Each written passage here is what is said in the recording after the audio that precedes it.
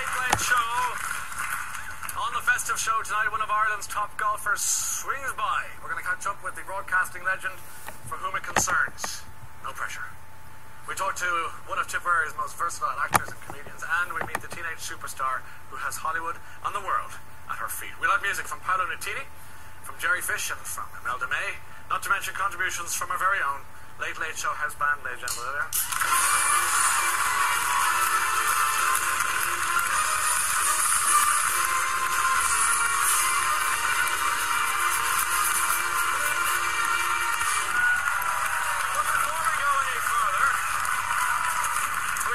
For you at home, tonight's prize comes from Universal Pictures to celebrate the release of their upcoming movie called It's Complicated.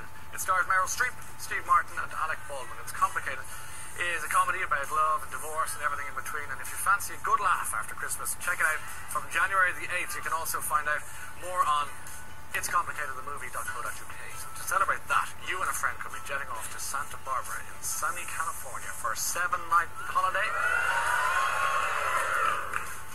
You'll be staying in the 4-star Hotel Marmonte with spa treatments, dinner at a top restaurant, car hire, and $10,000 spending. So to enter, that was awful. Answer this question. Which one of these is not one of Santa's reindeers?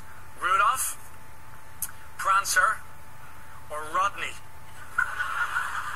If you know the answer, call 1515 717181 or text late followed by your answer name to 57111. Viewers in the north can also text 57111 or call the number on the screen. Full details are on Airtel page 199. You must be over 18 to enter. Lines will close at 11:15, and later on we'll be calling someone, so you've got to be there to take the call. Otherwise, you don't get the prize.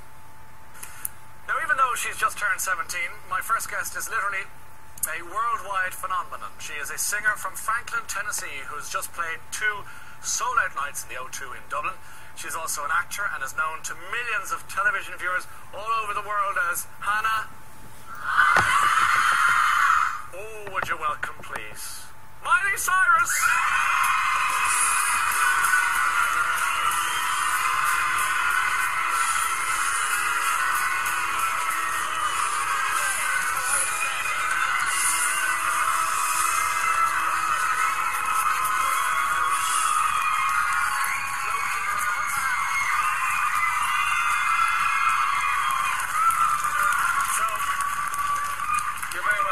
Thank you very much. You guys are awesome. That's all he says. Thank you. You get that response? It's going to be a long night. It's my favorite show ever. You guys are awesome. Thank you. Now, you've been in Ireland a couple of days, obviously. Yeah. You played a couple of concerts. They were sold out in, what, 3 minutes or 4 minutes or something like that? Something crazy like that. I think this is one of my favorite places to play. Both nights, I had to say, the first night, I said this is the loudest crowd that we've had the whole tour. And the second night, I was like, all right, the first night people are not going to like me very much because I think you guys beat them. It just got louder and louder. And it was pretty nuts. I think this word got around about the show, and it makes people more anxious when they know something about the show and what they're coming to, because I only have 2 shows here and just a few in the UK. No one knew much about the concert, so I think people were really surprised, and the crowd was amazing. I had more people jumping up and down than we've ever seen. In the whole world ever? Yeah, ever. Probably the loudest, and it was actually a smaller stage than what we have on our tour, and so it was closer. I was closer to everyone, so I got to reach out and touch hands, and every once in a while I'd feel like little fingers up and down my legs while I was standing on top of something, and it was pretty great. Okay, now Ireland, is that just an island in the middle of the sea, or do you know anything about us before you came here? I didn't know much. I had a couple friends that were telling me that it was really beautiful, and they were like, I hope the weather's really nice. And then as soon as I got that text message, it started pouring rain. Yes. And I was like, you jinxed me.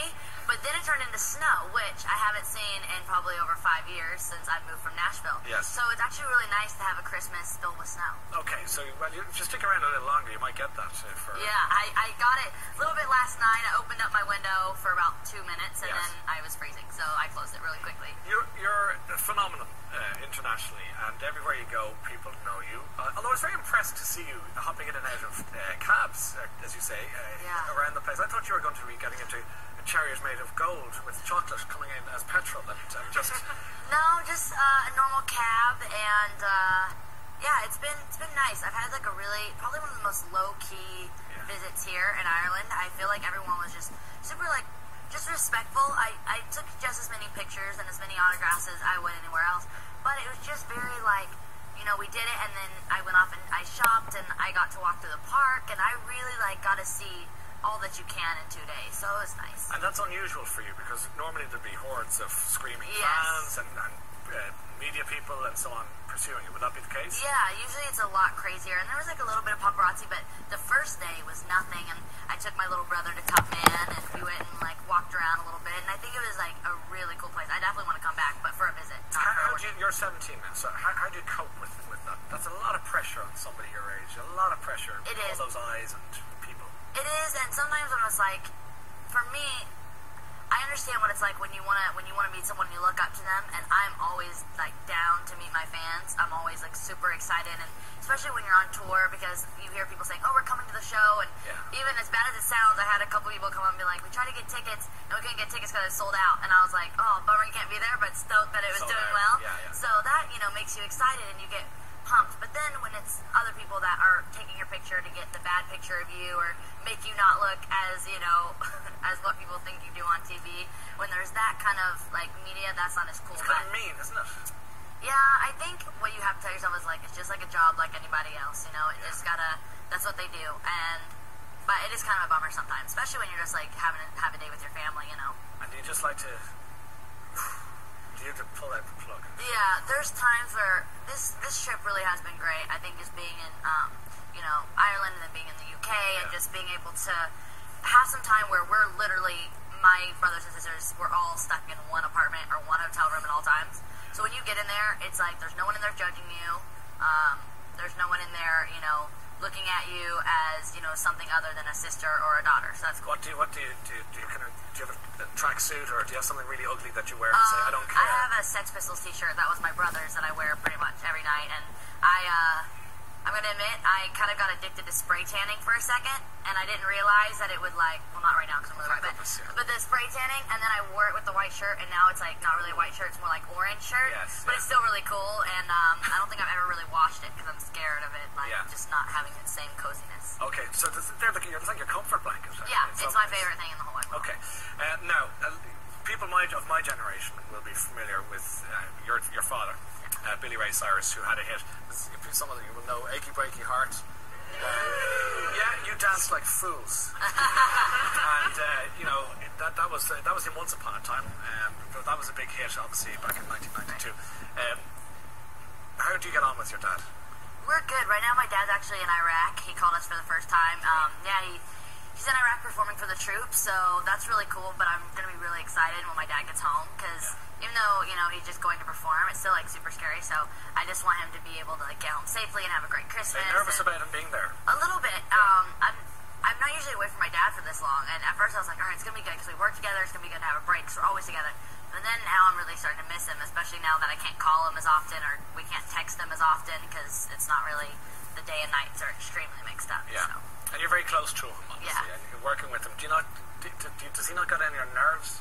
Sometimes. I think I get on his nerves more than he gets on my nerves. There'll be times where he's like, I can hear him mumble something. I'm like, what'd you say?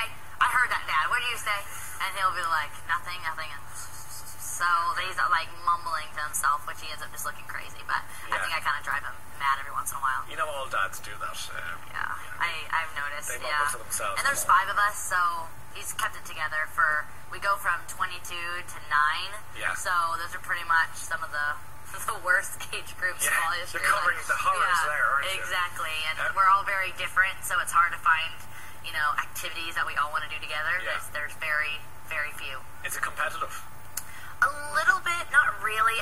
Me and my brothers, we've always talked about starting a band, so that's something that we're looking forward to. We want to start doing that, and my little brother's actually more talented than any of us, and